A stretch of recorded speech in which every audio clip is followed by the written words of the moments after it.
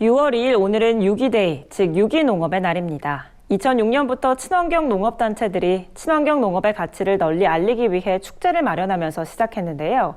친환경 농가들이 주인공인 날이지만 정작 주인공들의 표정은 어둡기만 합니다. 코로나19의 여파가 진정될 기미가 보이지 않아서인데요. 강창호 기자가 취재했습니다. 비닐하우스 안이 양배추로 가득합니다. 예년 같았으면 이미 출하가 끝났을 양배추들이 갈 곳을 잃고 그대로 남아있는 겁니다. 17년째 친환경 농산물을 재배해온 윤순복 씨는 학교 급식 물량 납품으로 그 어느 때보다 바쁠 시기지만 올해는 다르다고 말합니다. 네, 지금 급식에 한창 들어가서 포장자 해서 납품에 들어가야 되는데 그런 부분들이 전혀 이루어지지 않으니까. 윤 씨의 저온 창고에는 브로콜리 4톤, 수천만 원어치가 한 달이 넘도록 오갈 데 없이 보관되어 있습니다. 학교 급식 납품을 위해 정성껏 길렀지만 납품이 무기한 연기되면서 출하 시기를 놓쳤기 때문입니다. 윤 씨는 친환경 농사를 시작한 이래로 올해가 최악의 해라고 말합니다. 네, 지금 농산물을 수확해서 냉장고에 지금 보관하고 있는 상태여서 인건비는 계속 지출이 되고 수입이 없으니까 그런 부분들이 가장 아쉽고 어렵고. 코로나19로 인한 친환경 농가들의 피해는 여전히 현재 진행형입니다.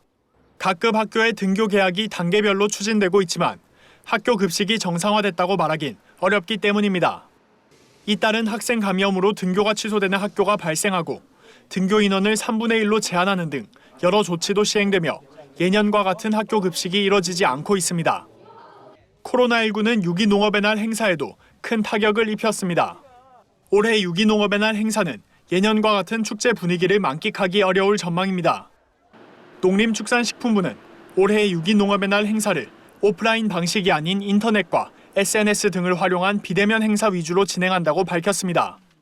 백화점, 대형마트, 생협 등 19개 유통업체, 전국 2,500여 개 매장에서 대대적인 소비 촉진 행사가 열린 지난해와는 정반대의 분위기인 겁니다. 이에 친환경 농민단체에서는 친환경 농가들을 위한 날인 유기농업의 날이 간소화되어 지나가는데 아쉬움을 감추지 못했습니다. 저희도 이것 때문에 계속 이때쯤 되면 좀 풀리겠지 하고 기대하면서 계속 준비를 했는데 두 가지 행사를 같이 준비하다가 결국은 이제 오프라인 행사를 못 쳤고 이제 온라인 행사만 남겨둔 거죠. 작년이나 이럴 때 했었던 거 비교해 보면 전혀 없는 거죠, 사실은. 친환경 농가들의 축제인 유기농업의 날.